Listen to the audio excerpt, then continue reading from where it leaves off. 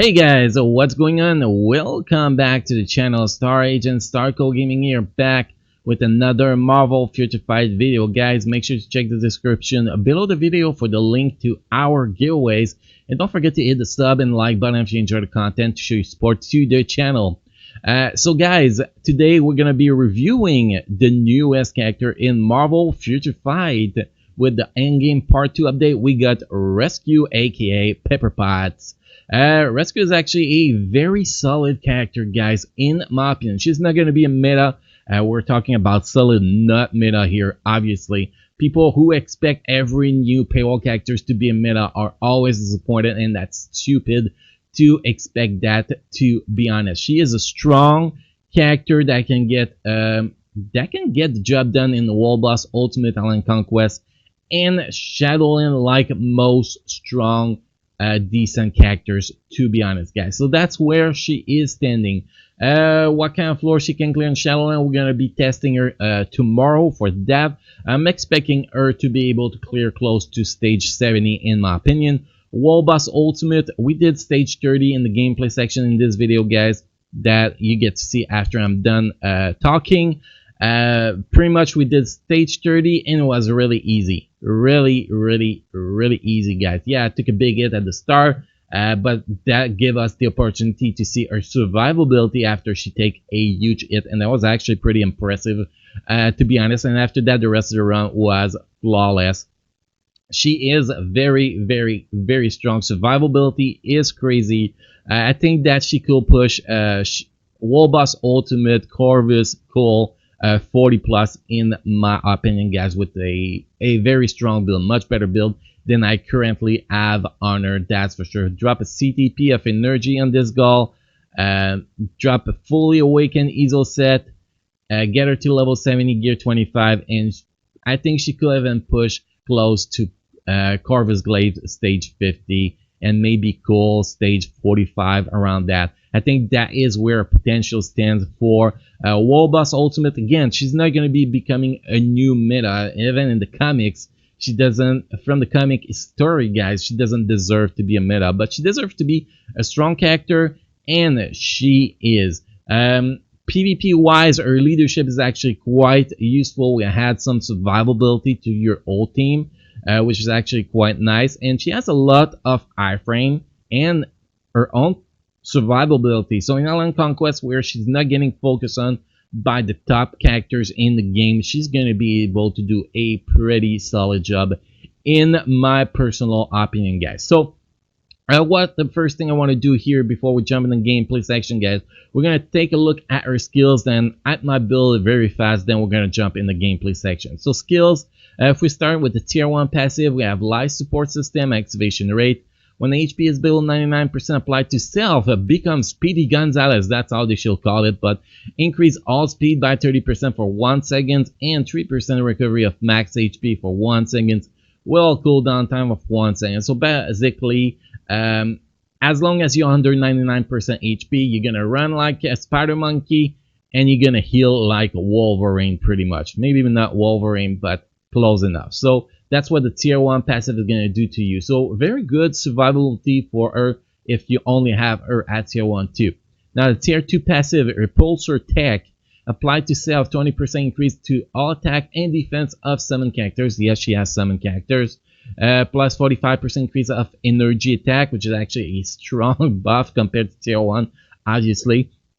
And increased kill damage by 32% increased bonus damage by 15%.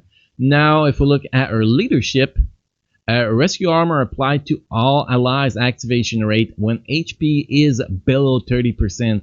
Create a shield that is 20% of max HP. The shield lasts 10 seconds or till is depleted, and that has a cooldown of 10 seconds. This is maybe not the best PvP leadership, but this is a very strong leadership for PvP.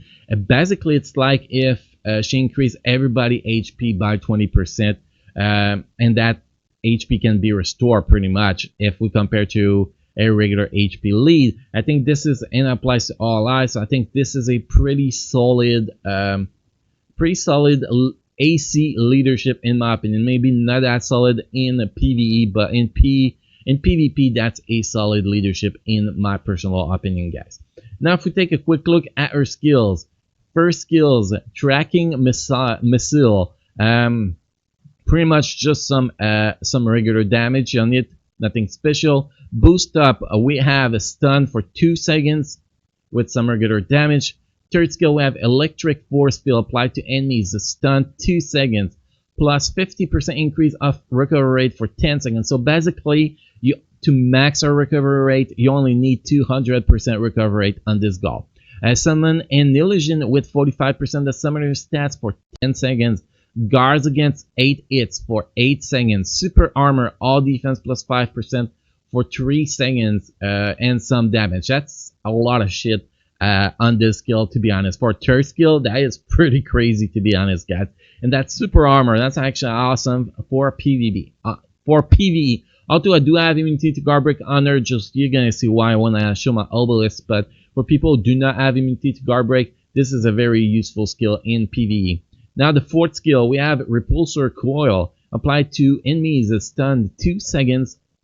Applied to self, increase all attack by 25%, all speed by 1%, and critical rate by 25%. So our cap of critical rate, guys, it's 50%. Since you had that 25%, that bring you to the 75% crit rate cap, and this you can keep this skill up at all time if you have max skill cooldown. So this is a huge buff skill, and I kind of felt that was a skill with the most damage too when I was playing her. I don't know if I'm right, if I'm mistaken, but I really feel like it is. Then we have the fifth skill here, Hypercharge, applied to any stun. So except the first skill, guys, every single ability she has a stun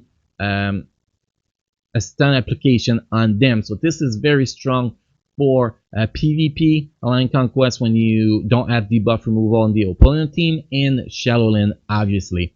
Applied to self, another super armor and all defense plus 20% for 5 seconds, 100% chance for immunity to all damage for 5 seconds, and some damage. This skill is actually going to create a huge mega energy bubble that does damage.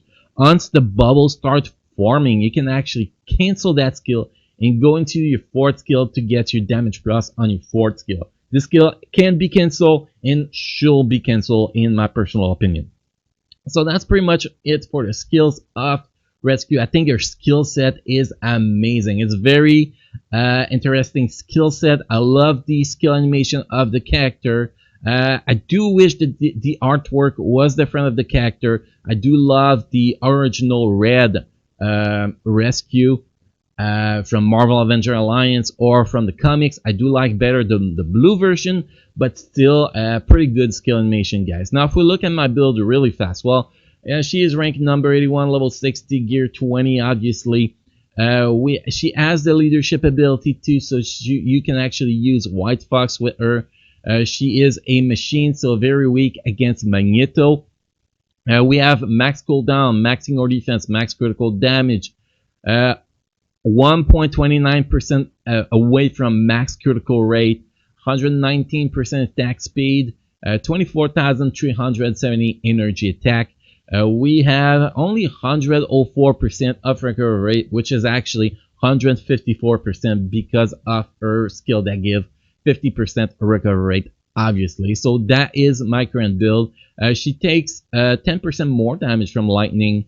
She has lightning resist minus 10%. I think that's because she's a machine, in my opinion. Now if we look at her gear, here we have a mix of 4 slots and 5 slot awaken, amplify, with a mix of energy attack, critical rate, critical damage mostly, with 1 attack speed and 1 cooldown hero, pretty much. See, this one is 5 slot amplified, this one is 4 slot amplified, 5 slot, and 4 slot. I did not try to roll for 5 slots, I was just totally random trying to get 4 slot on each gear, to be honest. And I got lucky, 2 of them got 5 slots before I can actually roll a 4 slot. I was like, what the hell is going on today, man? That's amazing. Enhancement type is level 0, she's level 60, so it's not possible for her yet. Iso set, we have a regular overdrive, so set bonus stage 6 in effect. The stats we're getting is All attack, all defense, critical rate, critical damage 8.5%, your defense 8.1%. Activation rate 12% chance when attacking, plus 20% increase of all attack for 20 seconds with a cooldown time of 60 seconds. Custom gear. That's what I was talking about earlier, guys. The super armor is useless for me because I got guard break immunity here on this custom gear.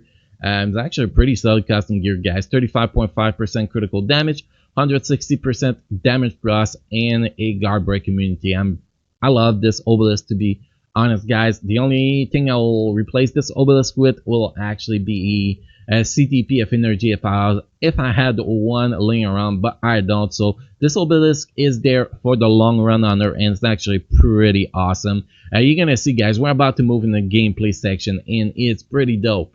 So again, guys, overall, I'll put this character in my tier 1, my tier list. We have my tier list actually have meta, tier 1, tier 2, tier 3, and tier 4. So I think this character deserves to be in the tier 1 section. She is very strong, can get the job done in the 3 most important game mode, guys: Alliance Conquest, World Boss Ultimate, and Shadowlands. So and she can get a real good job done. So overall, really good character, guys. If you have all the meta and paywall section, she is definitely worth getting. Again, guys, don't forget to hit the sub and like button if you enjoy the content to show your support to the channel. And on that, guys, let's move to the gameplay.